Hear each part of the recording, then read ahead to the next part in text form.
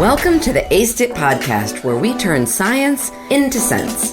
In this very special season funded by the Bureau of Justice Assistance, we provide 10 timely episodes with the hopes of helping listeners understand what we can learn from current research that will help correctional staff. And please note, we did not just guess at what correctional staff need to know. We traveled the country, interviewing individuals working in prisons and jails, and the topics of these episodes are exactly what they asked for. So, I'm Danielle Rudes, your host, and here we go. Let's talk about trauma-informed care in carceral environments or contexts. This important topic in corrections has caught our attention, so we are here to help you understand what it means and why it is important. Trauma-informed care is a critical carceral topic that, when practiced, attempts to protect the well-being of incarcerated residents by understanding their pre-existing and/or their current trauma. Whether these residents are just transitioning into the prison or jail environment or have spent a long time already incarcerated, the proper use of trauma-informed practices can be beneficial for residents, but also for custodial staff. To fully comprehend the meaning of trauma-informed care, we must highlight the difference identified within correctional trauma-informed training to actual trauma-informed practices. In recent research conducted by Vaswani and Paul in 2019 titled, "It's Knowing the Right Thing to Say and Do: Challenges and Opportunities for Trauma-Informed Practices in a Prison Context," these scholars explore the perspectives of over 200 prison staff on their trauma-informed approaches. But before we jump right into filling the gaps between trauma-informed training and practices, let's first establish what trauma is. Trauma can be described as experiences which emotionally, mentally, or physically harm or harmed an individual. For some, trauma experiences could have been life-threatening. These experiences may have long-lasting adverse effects on people's social, physical, and emotional well-being. In a carceral environment, it is not unusual to come across individuals suffering from various forms of trauma. In a survey collected in Wales and England, researchers found that in 1,400 newly arrived prison residents, all shared 3 common childhood adversities. These adversities included 1, being abused, 2, witnessing violence, and 3, having family members who were once or are still imprisoned.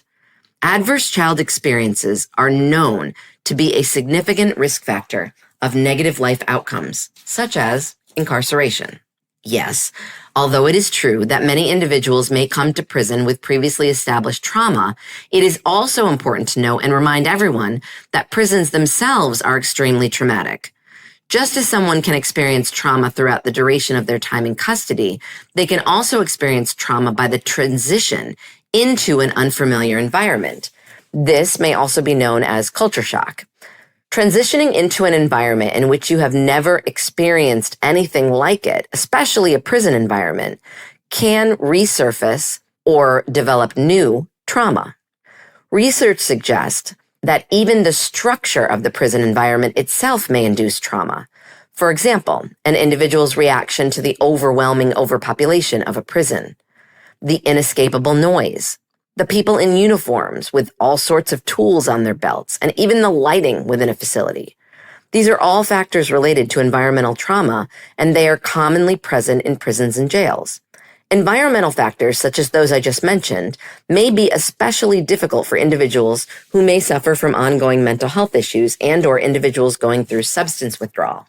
Individuals experiencing current or past trauma are usually more reserved, they lack trust, and they may resort to undesirable coping strategies. However, by focusing on the effects that practitioners, service providers, and prison institutions and their staff have on individuals with trauma, we can help move toward trauma-informed practices that aim to limit additional harm to residents and perhaps even reduce the symptoms of precarceral trauma. Prisons are incredibly challenging settings, but that does not make trauma-informed practices in prisons or even jails impossible. Does it? Okay, well, the answer here is it's complicated. Vaswani and Paul note, quote, "Trauma-informed practices can be defined as individual or organizational practices that understands the prevalence and impact of trauma. that recognizes the signs and symptoms of trauma, that responds to this knowledge by revising policies, practices, and procedures accordingly, and endeavors to ensure that the response from services or systems does not re-traumatize individuals, unquote. The punitive role and impact of the carceral environment can pose a great challenge to trauma-informed practices. In a perfect world, it would be extremely wise for correctional settings to invest in educational training in effective trauma-informed practices. These practices and the subsequent care would certainly be helpful in minimizing distress and maximizing trust, ideally promoting recovery and engagement from residents with previous or current trauma.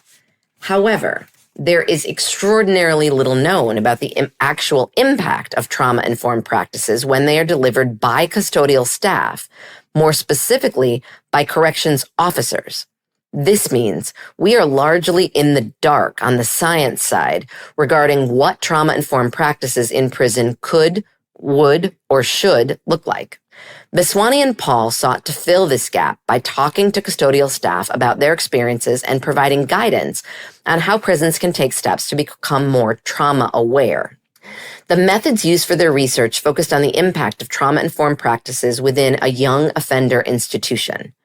The authors identified that young men in custody in these institutions reported a high prevalence of loss and bereavement. In response to this, the young offender institutions undertook a series of developmental approaches that aimed to support these young men and their experiences.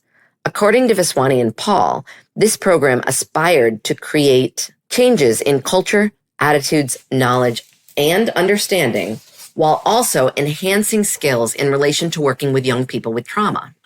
Through this program, all custodial staff had to complete a mandatory awareness-raising training. The youth institutions commissioned a pilot psychoeducational and therapeutic service to work directly with the young men affected by trauma, and they expanded the work to ensure a coherent, coordinated, and quote-unquote trauma-informed response from service providers across the institution. They also added some changes to the institutional environment, like, for example, adding fresh decor. To be able to grasp the perspectives of the custodial staff on these developmental changes, Vaswani and Paul gathered all the pre- and post questionnaire data from the 208 staff members who attended the awareness-raising training, and here are some of their findings. In the opportunities for trauma-informed practices, in the prison context, much of what Vaswani and Paul found was in relation to the role of staff and the presence of shared experiences and wider organizational change. From the staff portrayal of their daily interactions, it was clear that many believed being supportive of the young individuals with trauma was a part of their job, although it was never explicitly mentioned in their role. However, they frequently described providing emotional support and problem-solving support to the residents. Some described themselves as role models and maintained relationships that were even paternalistic or maternalistic in nature. Next, Vaswani and Paul detected the presence of a shared experience, also empathy and understanding. By widening the focus pertaining to diverse types of trauma, like loss and bereavement, there was an increase in the potential resonation by staff, and they listened to residents share their experiences. Some staff reported that these experiences triggered emotions from staff, but also created empathy and understanding, making for better conversations and nurtured relationships. Although staff identified a clear role for themselves in creating a better trauma-informed environment, the realities of prison meant that staff were up against many challenges while ensuring their interactions were truly trauma-informed. These challenges fell roughly into three categories: the challenges relating to the scale of need in prison and the associated factors related to resources, or the lack thereof, factors linked to the physical or cultural aspects of the prison environment, and issues related to the support of staff. Because of the overwhelming level of need brought by developmental changes made by the youth institutions, resources were often stretched, especially in the demand for staff time, which resulted in problematic, difficult to manage environment. Keeping individuals with trauma waiting for several weeks for support and services was less than ideal, but was in fact sometimes the norm. Additionally, the priority of the logic of control exceeded the logic of care and trauma-informed practices in these youth institutions. This left correctional staff unable to create a safe or therapeutic environment for residents. The hyper-masculine and punitive environment created a culture where being seen as tough and strong was more valuable than being seen as vulnerable. Prison staff also addressed the issues of professional support and supervision. Some felt that the sense of support for staff needed improvement. The emotional labor required of the correctional staff in a challenging environment led them to suggest a bigger need for changes within their own staff professional culture in order to adequately provide trauma-informed care approach at work. It is essential to understand the effects of trauma and the ways in which persons can contribute to additional trauma. Unfortunately, due to the historically punitive nature of carceral facilities, the authors suggest that prisons cannot be fully trauma-informed, but rather they may be able to become what the authors called trauma-aware. By recognizing the challenges and opportunities of trauma-informed practices and addressing the gaps between training and implementation, prisons can work toward creating a more supportive and healthy environment for both residents and custodial staff. Actually, for all staff. While there are significant obstacles to overcome, such as resources and prison culture, we believe it is possible with efforts made to prioritize care, empathy, and understanding. With proper support and additional training, the correctional system can foster a trauma-aware culture that will promote rehabilitation and successful reentry for individuals with trauma. As I wrap up this episode, let me also offer this resource. Check out a really informative e-learning course on the Justice Community Opioid Innovation Network, or JCOIN's webpage called JTech. The course is titled Trauma-Informed Research Through the Interview Process. While it's designed to help researchers conduct interviews with individuals experiencing trauma, it also contains a plethora of useful information about what trauma is and how anyone can talk to people with trauma. In that way, it's perfect. It's a free resource for students and or correctional staff. You can take the course anytime from your computer, tablet, or phone, and you get to earn a certificate for completing it. If you're interested, check it out on www.jcoinctc.org/JTech, JTEC. And while you're there, you can peruse all the other knowledge and skill building offerings, from webinars to other courses, and you'll find the link to every season of this podcast, so there's that too. So, while you may not consider yourself a trauma expert or even trauma aware, after just listening to this podcast, do not despair. There are plenty of opportunities for you to learn more so that you can improve your own approaches to individuals with trauma and perhaps help yourself a little bit along the way. Thank you for listening to the ASTIT podcast. We love hearing from you. So if you have comments, topics to suggest, or some research you'd like us to cover in a future season, please write to me, Danielle Rudes, at Sam Houston State University. My email is drudes@shsu.edu. And now, a whole bunch of thank yous. First, this project was supported by a grant 5PBJA 22AG00031 MUMU, awarded by the Bureau of Justice Assistance. The Bureau of Justice Assistance is a component of the Office of Justice Programs, which also includes the Bureau of Justice Statistics, the National Institute of Justice, the Office of Juvenile Justice and Delinquency Prevention, the Office for Victims of Crime, and the Office of Sex Offender Sentencing, Monitoring, Apprehending, Registering, and Tracking.